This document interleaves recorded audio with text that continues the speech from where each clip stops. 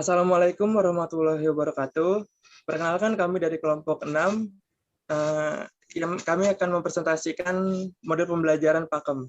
Pertama-tama saya akan memperkenalkan diri saya terlebih dahulu. Saya Hari Hartono dan ada teman kelompok saya lainnya, yaitu ada Nabila, ada Deva, dan Taufik. Oke, langsung kita mulai saja. Yang pertama, tentang Pakem. Apa itu Pakem? Jadi Pakem ini adalah singkatan dari pembelajaran yang aktif, kreatif, efektif, dan menyenangkan. Aktif yang dimaksud ini bahwa dalam proses pembelajaran guru harus menciptakan suasana yang sedemikian rupa sehingga aktif bertanya, mempertanyakan, dan mengemukakan gagasannya. Dan belajar memang merupakan suatu proses aktif dari si pembelajar dalam membangun pengetahuannya, bukan proses pasif yang hanya menerima kucuran ceramah guru tentang pengetahuan. Jadi sehingga jika pembelajaran tidak memberikan kesempatan kepada siswa untuk berperan aktif, maka pembelajaran tersebut bertentangan dengan hakikat belajar. Lalu poin kedua, tentang siapa yang berperan dalam model pembelajaran Pakem. Jadi model pembelajaran aktif ini meniscayakan adanya minimalisasi peran guru di kelas. Guru lebih memposisikan dirinya sebagai fasilitator pembelajaran yang mengatur sirkulasi dan jalannya proses pembelajaran. Dengan terlebih dahulu menyampaikan tujuannya dan kompetensi yang akan dicapai dalam suatu proses pembelajaran.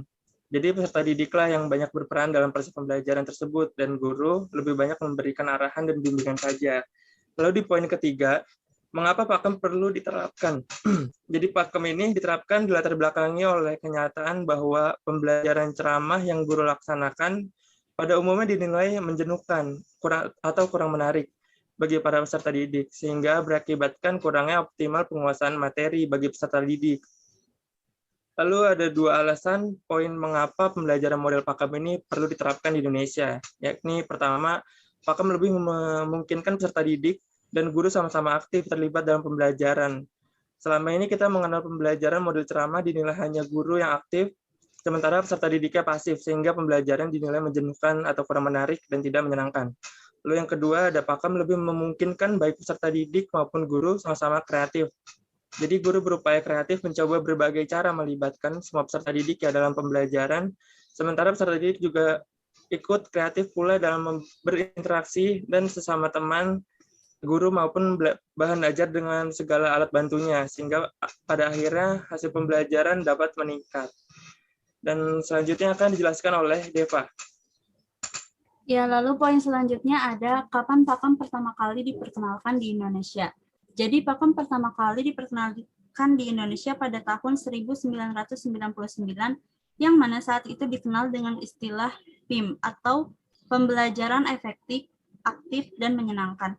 Seiring dengan perkembangan manajemen berbasis sekolah atau MBS, pada tahun 2002 istilah PIM diganti menjadi Pakem, yaitu kependekan dari pembelajaran aktif, kreatif, efektif, dan menyenangkan.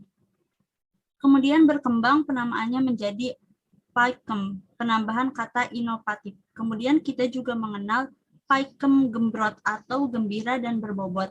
Dan sekarang juga dikenal dengan Pakem dengan penambahan kata lingkungan. Pada dasarnya, landasan teori yang digunakan adalah mengambil teori-teori tentang active learning atau pembelajaran aktif. Lalu selanjutnya ada bagaimana karakteristik Pakem. Wahidin dalam bukunya menjelaskan karakteristik Pakem itu ada 4. Yang pertama itu pembelajaran yang mengaktifkan siswa. Jadi pembelajaran aktif itu merupakan pembelajaran yang lebih banyak melibatkan aktivitas siswa dalam mengakses berbagai informasi dan pengetahuan untuk dibahas dan dikaji dalam proses pembelajaran di kelas, sehingga mereka mendapat berbagai pengalaman yang dapat meningkatkan pemahaman dan kompetensinya. Dalam pembelajaran aktif, guru lebih memposisikan dirinya sebagai fasilitator yang bertugas memberikan kemudahan belajar kepada siswanya. Siswa terlibat secara aktif dan berperan dalam proses pembelajaran, sedangkan guru lebih banyak memberikan arahan dan bimbingan, serta mengatur sirkulasi dan jalannya proses pembelajaran. Nah, banyak model pembelajaran aktif yang dapat diterapkan dalam pembelajaran ini, seperti model berbagi pengalaman, model mind mapping, model debat, model bertukar pasangan, model tebak kata, dan masih banyak lagi model yang lainnya. Lalu, metode yang digunakan dalam pembelajaran aktif ini juga sangat beragam. Salah satunya seperti metode studi kasus, metode kunjungan lapangan, metode diskusi, metode seminar, dan lain sebagainya. Lalu yang kedua, mendorong kreativitas siswa dan guru. Pembelajaran kreatif merupakan proses pembelajaran yang mengharuskan guru untuk dapat memotivasi dan memunculkan kreativitas siswa selama pembelajaran berlangsung, dengan menggunakan beberapa metode dan strategi yang bervariasi, misalnya kerja kelompok, bermain peran, dan pemecahan masalah. Pembelajaran kreatif menuntut guru untuk merangsang kreativitas siswa, baik dalam mengembangkan kecakapan berpikir maupun dalam melakukan suatu tindakan. Berpikir secara kreatif selalu dimulai dengan berpikir kritis, yakni menemukan dan melahirkan sesuatu yang sebelumnya tidak ada atau memperbaiki sesuatu. Pada umumnya, berpikir kreatif memiliki 4 tahapan sebagai berikut. Yang pertama itu tahap persiapan, lalu yang kedua tahap inkubasi, yang ketiga tahap iluminasi, lalu yang terakhir itu ada tahap verifikasi. Lalu yang selanjutnya itu ada pembelajaran efektif. Pembelajaran efektif dapat dikatakan efektif jika mampu memberikan pengalaman baru kepada siswa, membentuk kompetensi siswa, serta mengantarkan mereka ke tujuan yang ingin dicapai secara optimal. Hal ini dapat dicapai dengan melibatkan peserta didik mereka dalam perencanaan, pelaksanaan, penilaian dalam pembelajaran. Seluruh siswa harus dilibatkan secara penuh agar bergairah dalam pembelajaran, sehingga suasana pembelajaran betul-betul kondusif dan terarah pada tujuan dan pembentukan kompetensi siswa. Pembelajaran efektif ini perlu didukung oleh suasana dan lingkungan belajar yang memadai atau kondusif. Oleh karena itu, guru harus mampu mengelola siswa, mengelola kegiatan pembelajaran, serta mengelola materi pembelajaran. Lalu yang selanjutnya itu ada pembelajarannya menyenangkan utamanya bagi siswa. Pembelajaran menyenangkan merupakan suatu proses pembelajaran yang di dalamnya terdapat suatu kohesi yang kuat antara guru dan siswa, tanpa ada perasaan terpaksa atau tertekan. Dengan kata lain, pembelajaran menyenangkan adalah adanya pola hubungan yang baik antara guru dengan siswa dalam proses pembelajaran. Untuk mewujudkan proses pembelajaran yang menyenangkan, guru harus mampu merancang pembelajaran yang baik, memilih materi yang tepat, serta memilih dan mengembangkan strategi yang dapat melibatkan siswa secara optimal. Lalu materi selanjutnya akan dijelaskan oleh Taufik.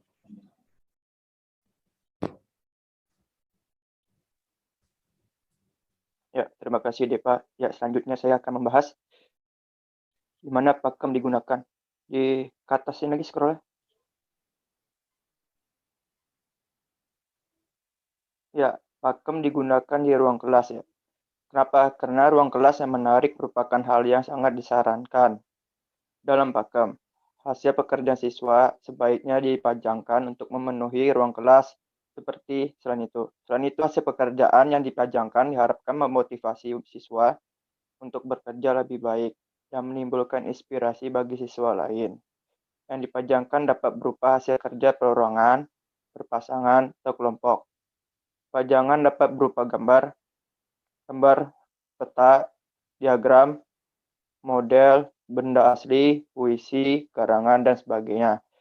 Ruang kelas yang penuh dengan pajangan hasil pekerjaan siswa dan ditata dengan baik dapat membantu guru dalam pembelajaran karena dapat dijadikan merujukan ketika membahas suatu masalah.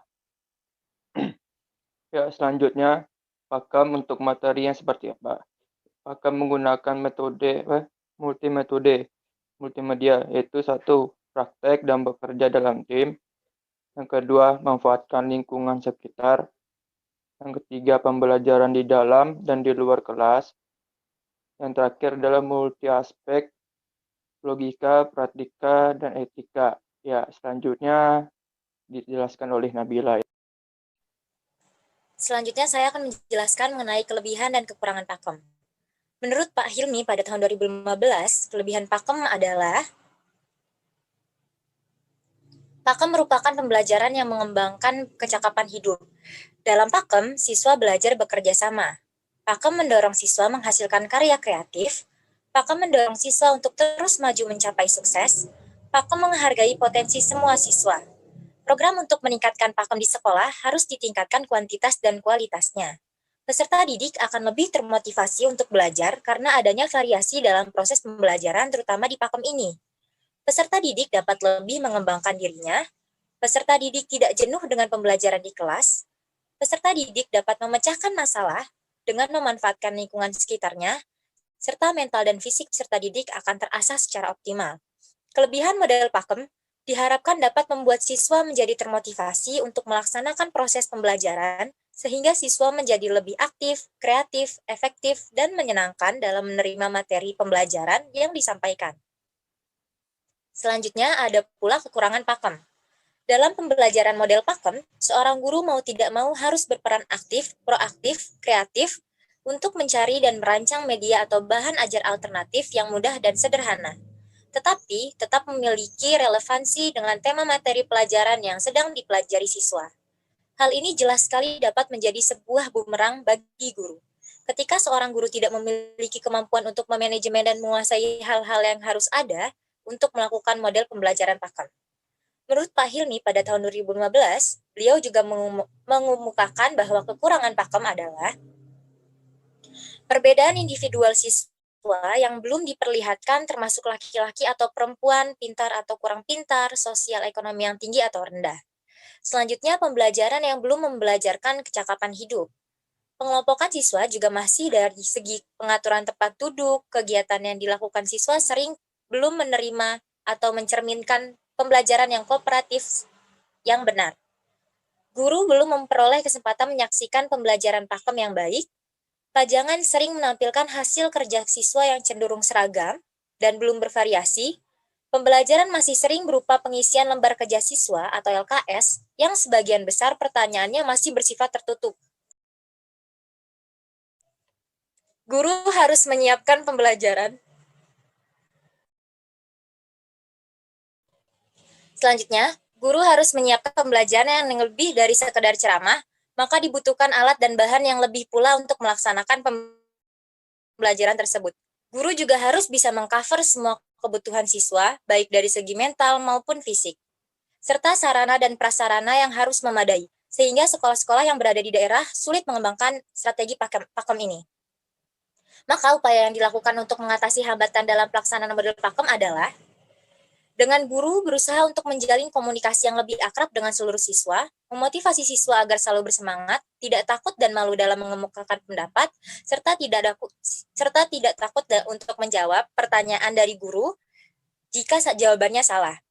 Guru membentuk kelompok belajar yang sesuai dengan model pakem, sehingga pembelajaran yang dilakukan lebih efektif.